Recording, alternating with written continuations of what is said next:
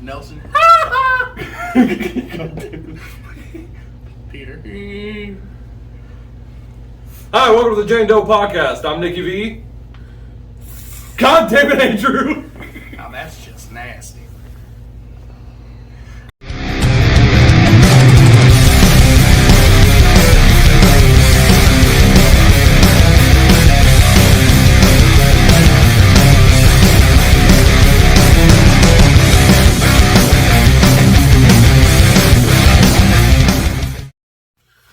Welcome back to the Jayne Doe podcast. I'm Andy Van Zant. I'm Nicky V.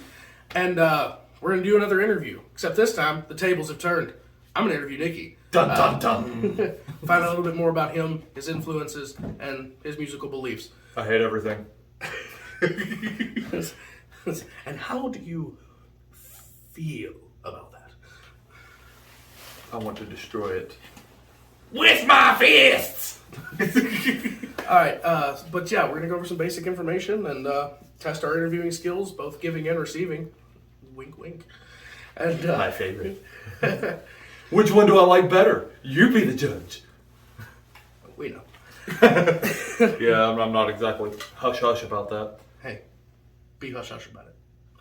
There's children watching. And I didn't know. it wasn't me. It was the one on that. Alright, now, you ready? You ready for to dig into you, to bring out your inner essence? Nope, hit me.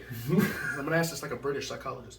What would you say was the root of all things that create Nicky? Well, there was a lot of childhood trauma. No, We're not really. getting into that. Yeah, we probably There was the should. incident with that one thing that So your was that dad- like legit your first question? No. Okay, good. Alright. So I was not ready to dive into that. Alright.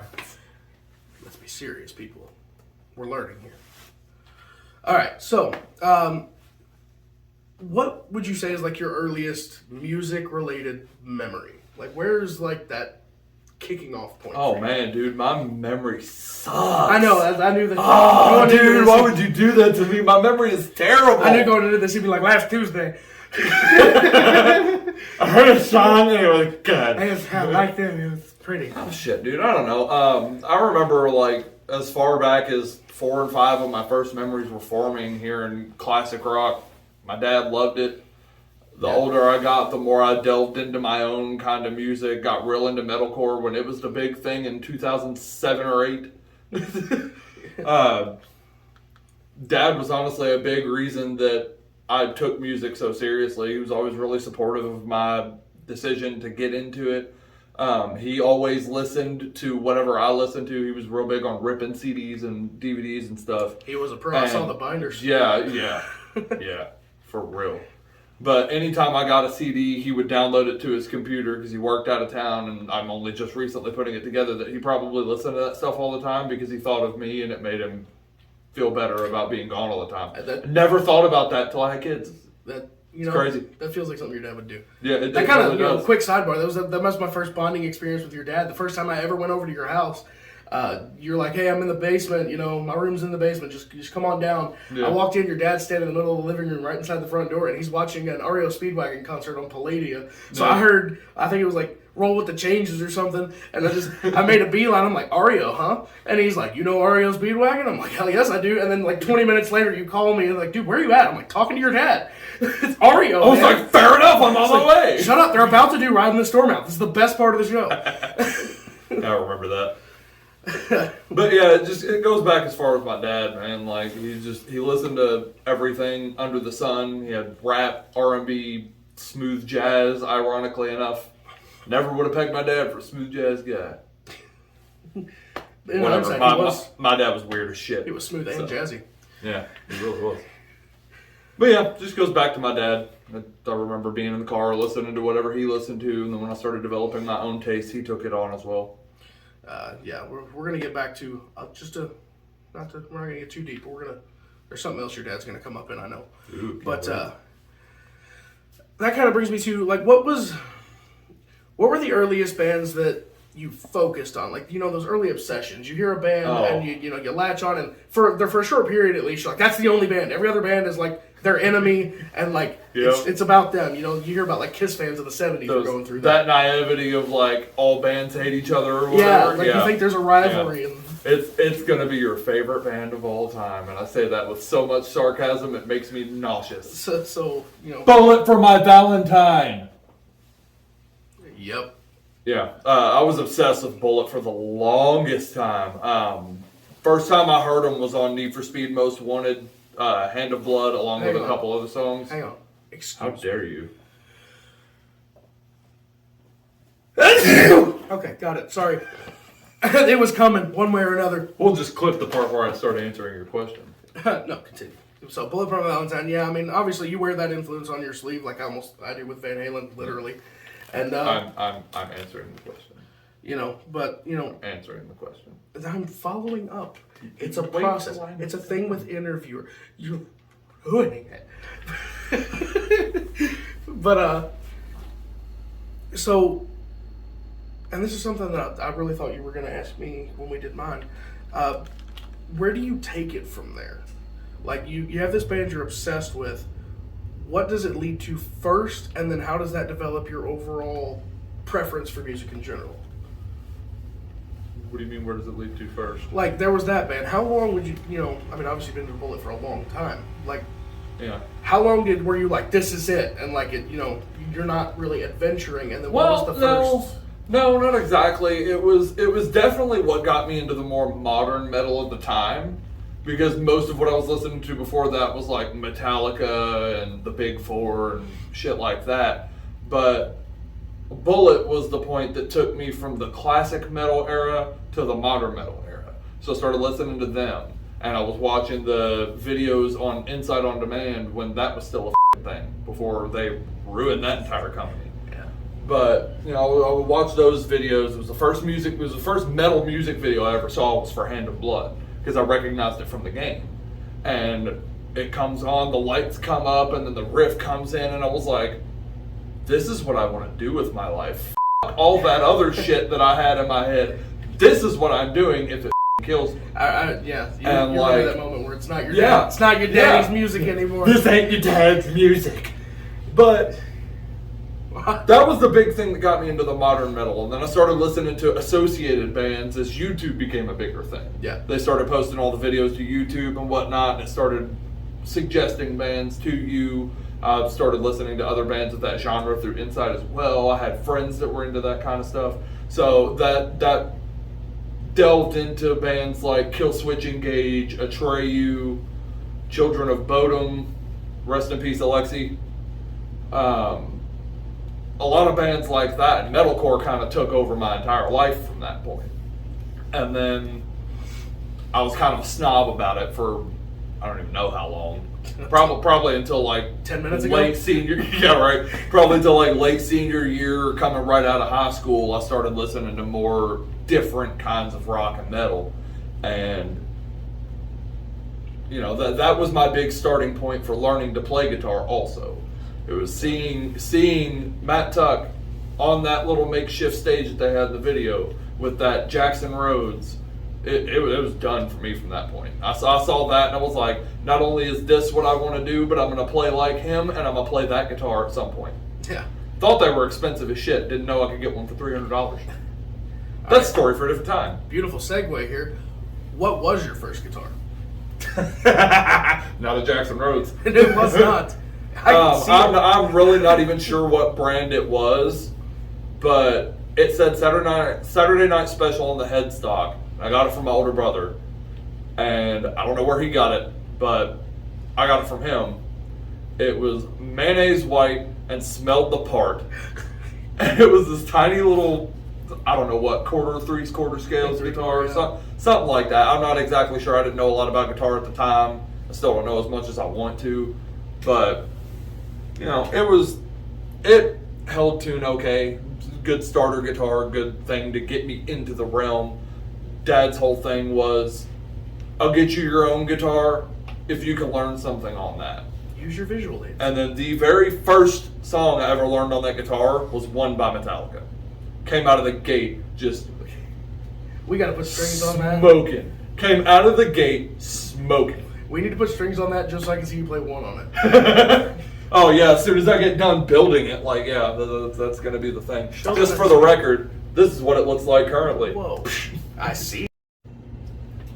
What the Yeah, technical difficulties. We had an issue with the camera we're using, so Seems like it lagged a bit. Sorry about that. So we put the guitar down for a second. Anyway, But any last thoughts about that one? This was horrible. It was the worst guitar I've ever played to date, except for a Gibson SG. Can't stand them. Did a lot of work to this. Repainted it, obviously. It's got the pearlescent purple and blue, and green and red, whatever other colors come between that. Dropped the EMG in it. Gonna put an afterburner in the pot, and then I don't know what else. But I would love to get this thing working again. That would be excellent. All right, so what did that lead you to next? I don't have it anymore. I traded it for my first drum kit, ironically, but And we both have a story like that where we had an intermediate guitar that we then got rid of. yeah. But we had went to, what the was it called? Do you remember that guitar store that was like back by the Greenbelt? I can't remember what it's called to save my life. I know what you're talking. talking. I know what you're talking about because I always wanted to go in there because I heard about it and I never got to go in there. That was where I went for my first guitar, and I got a little red, like the cherry red Squire Stratocaster, just this basic little $99 piece of shit, and a little $100 Fender amp, and that was my first thing that I owned that was musically related. I'd been playing music for a while, but it wasn't until this point that I decided, all right, this is going to be my life. Started on clarinet, ironically enough, in 5th grade, and wasn't that great. Didn't really care about reading sheet music, didn't really care about playing the kind of music they were playing. I just wanted to do my own thing. But it was a good leaping off point. I actually quit band in 7th grade because they wouldn't let me play guitar. So, fun times. But I didn't know. I meant rock band. Oh. It just I learned all my first Bullet songs on that guitar, everything from The Poison, everything from Scream Aim Fire, and then Dad had told me that once he sees that I'm going to be devoted to this, he'll think about getting me another guitar. So for my 13th birthday, I think it was, going into freshman year, so between middle school and high school, I asked him for a Jackson Rhodes that I had found online. It was the JS series, metallic gray. All right, we're going to pause right here. Well, no, not literally.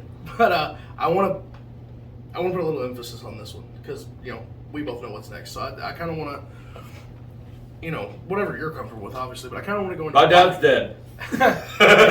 Nick's dad unfortunately passed away a few years ago after a long battle with cancer that I was on. I mean, truth be told, blessed to be a part of his family. His dad really welcomed me in like one of his own.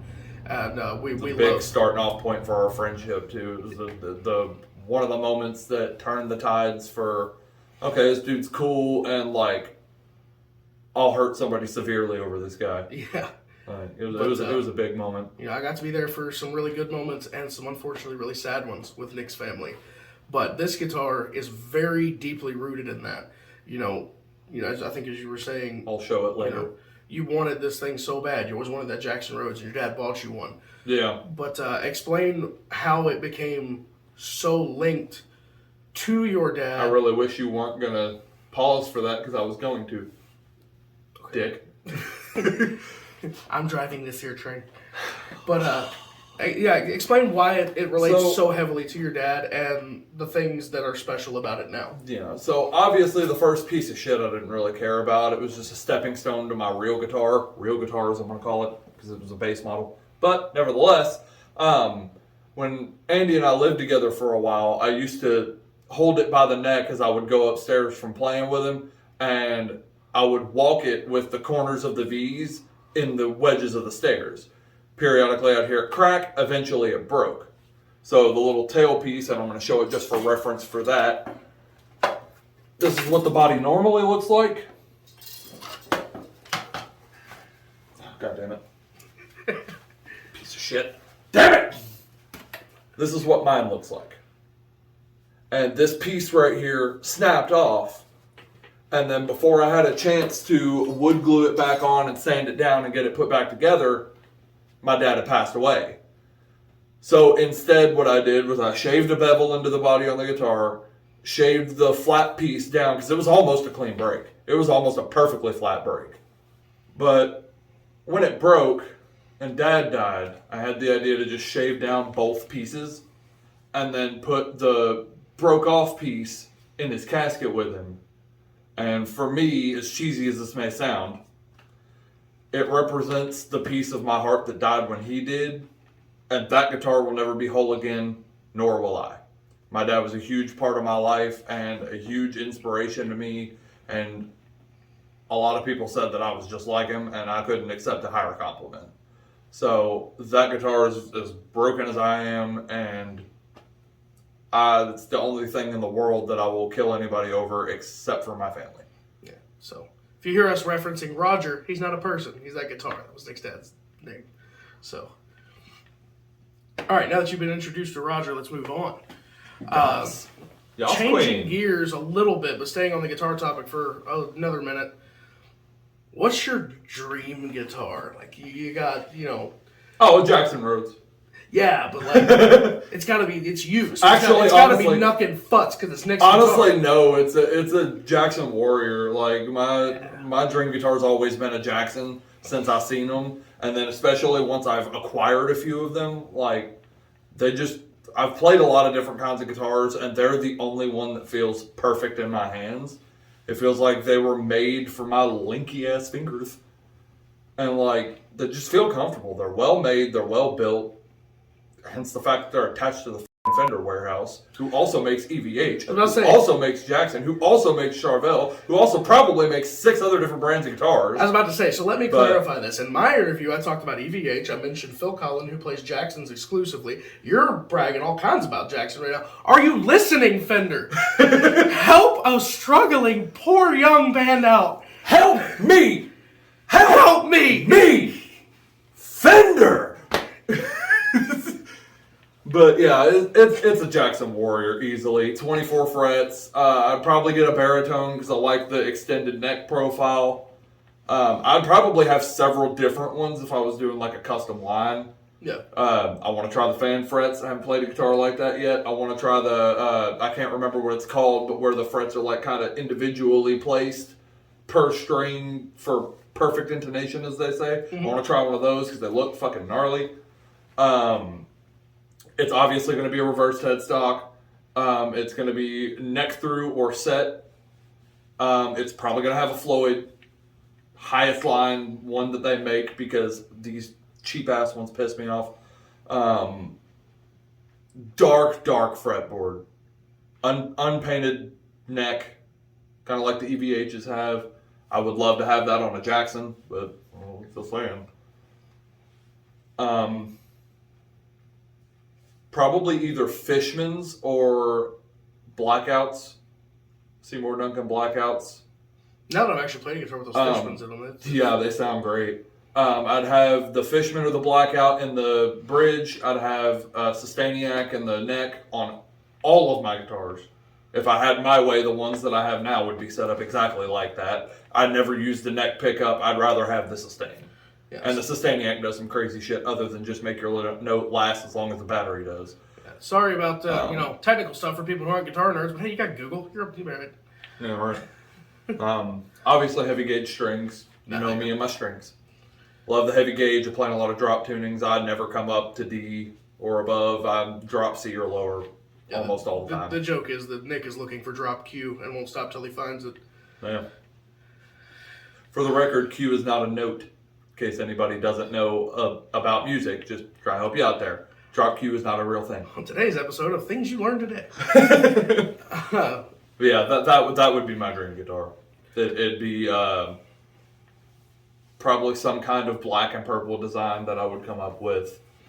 Hopefully I'd be able to work with Chip Ellis or some of the other master builders up there and come up with some kind of good design for it that would be either absolute black or just a good dark matte black finish with gloss purple accents somewhere. Yeah. I'd love to have a guitar that Chip Ellis looked at, let alone built. Yeah, no kidding. The shark fin inlays, or probably not, honestly. I'd probably come up with my own design for those too.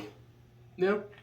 Double locking, strap locks, because their strap buttons are ridiculously large. They're a pain in the ass to get new straps on. And strap-ons. But yeah, that would be my dream guitar. But, all right. Oh, there was a butt there. It was odd. But, God, dude. Calm down, Robin. How I Met Your Mother. Wait for it. All right, kind of switching gears away from guitars. Probably was. We fit into, I mean, we've agreed we don't really want to pigeonhole ourselves completely into a genre. Whatever we feel is what we'll create. But, you know, Sure. we are a rock/metal band. So what do you think draws you to rock and metal music as opposed to the things that we, you know, subjectively had to suffer through in school? You go to the school dance, it's nothing but rap, hip hop, you know, R&B, and nothing we ever connected with. It just sounds like most of it. Obviously, there's exceptions. Yeah. But most of it just sounds like nothing to us. It doesn't connect. Yeah. What do you think draws you to rock and metal specifically, as opposed to the maybe more top 40 popular genres? Well, quite literally the opposite of that, for one. Like you said, there's some exceptions. I'm not going to spend all day naming the specific exceptions that I feel are exempt from that description of those genres. Yeah, we like everything. I like my fair share of rap, pop, and all that stuff. It's got its place, but I just feel like too much of it doesn't say anything. It's all get bitches, get money, do drugs, shoot guns at people, and like, never mind the fact that those messages are insignificant. Just, in my personal opinion, that's not saying anything. If you're just flaunting your cash and you're just talking about all the you probably don't get, like, that's not saying anything. It doesn't make me feel anything other than angry.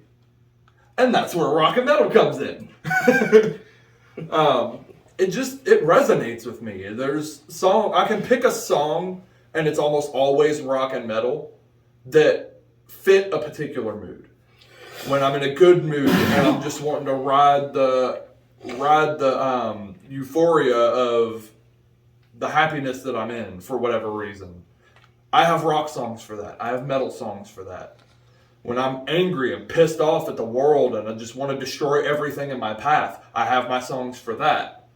When I'm sad and just want to wallow in my own self-misery, there's songs for that. While there are songs in other genres also, they just don't speak to me the same way. There's something about that distortion and the clean tones that a lot of these artists use in their instruments. It's something I can replicate with my hands that I don't need a computer for. And that's honestly another big reason, because a lot of those other genres, while some of them do use live musicians and live instruments, not enough of them do. It's an oversaturated market with computer-made things, and it's good for what it is, but that's not the same. No, unfortunately, Anybody can click a button on a computer. Not anybody can make the same combinations of notes that I will. Not everybody can say the same things with their instruments that I can. And not just me, like there are a lot of other great musicians that are like that also. Just to throw one out there because of time conservation, Sinister Gates, I feel like, is somebody who just truly speaks with his guitar. He knows how to convey, like the solo for So Far Away is a great example. He makes that guitar cry. And not just like, no, like mental breakdown on the ground, bawling puddles of tears, cry. And he conveys that with that guitar so well, it's not even funny. And there are a lot of other songs that aren't that same tone that he does that with as well. And it's just, he's so masterful with his composition of solos, his composition of the riffs. Him and Zachy both blend really well on that. They feed off of each other and they make their music incredible. I don't think there's another band that could do what they do the way they do it. Yeah. And that could be said for a lot of the bands that I'm in love with, and that's why. It's because they say something, they say it in a unique way, and while you can't say, oh yeah, they sound like this group of bands or this group of bands, yes, but they're their own at the same time. I could pick Avenged Sevenfold out of a lineup. I could pick Slipknot out of a lineup. It was just these bands have this certain unique sound that while it sounds like a certain genre, is their own. And that's what draws me to it. I couldn't live without it. Point blank. Yeah. And, unfortunately, some of that pre-recorded, laptop music is intruding into our space more and more these days. But that's a topic for another video. Trust me, we'll get there. This is going to be a bad one, too. Yeah, it definitely comes with a label. And even if we were YouTube famous, it would get demonetized, maybe even removed, because we have strong opinions. Yeah. But all right, last question. Let's end on end on kind of a fun one. Give it to me. Feel free to get as yeah, that was cool, or like emotional with us, whatever direction you want to take it. But I'm gonna cry. What was your coolest musical moment so far?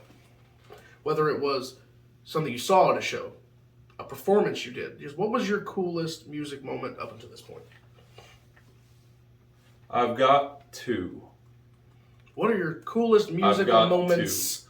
Thank you for the clarification, good sir. Yeah, it's quite. I'll give you end moment. I'll give you my first one. I played the talent show at Valley junior and senior years. They were awesome. 2 different songs. That's debatable. Thanks, but don't swallow my head. Well, it's a high school talent show when somebody starts shredding a guitar. One of them, and at this point I'd only been playing for like 5 years.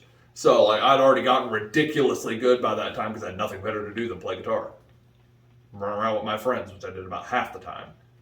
But I had 8 hours a day to just sit down and practice and practice and practice and got better and better and better, faster and faster and faster.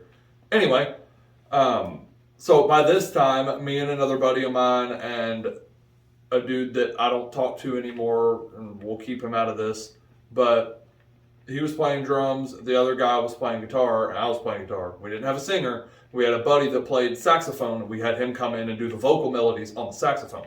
Coolest thing I've ever done.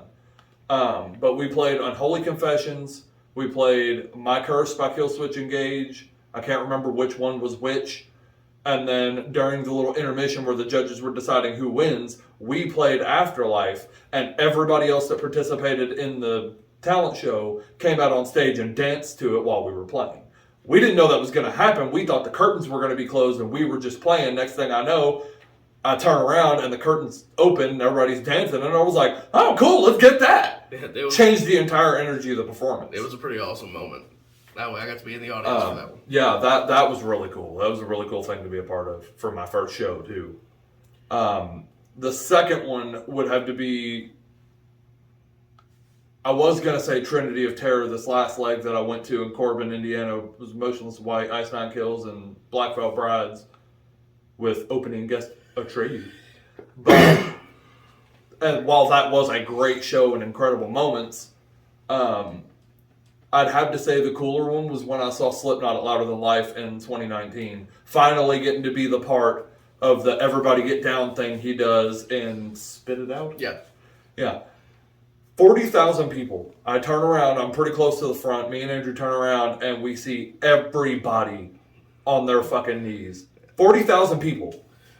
He says, get the fuck up, and I could have swore there was an earthquake. It was the most insane thing I've ever been a part of. Yeah. And I'd been waiting my entire life up to that point to be a part of that. And I'm glad to say I could be a part of it, because that was mind-blowing. Yeah, that's currently in my top 5 too. That was. I only hope we can captivate crowds like that. Get that kind of control over the audience. Yeah, we got to share our first Slipknot moment together. That was awesome. Yeah. But that's all I've got, and so we're gonna wrap this one up, and we'll see you on the next one. Thank you so much for watching here at the Jayne Doe podcast. The actual name of the YouTube channel, just for reference, is Jayne Doe Band. But thank you very much for watching. If you enjoy this content and are looking to see more from us, I promise there's a lot more to come. Things are going to get very exciting very quick. We are so happy to finally, after so long of talking about it, to have launched this channel and be actually doing this right now as I speak. So thank you for watching, and if you feel so inclined, please help us out. Like this video, comment on this video, give us some engagement. What can we improve? What do you want us to talk about? Give us your ideas.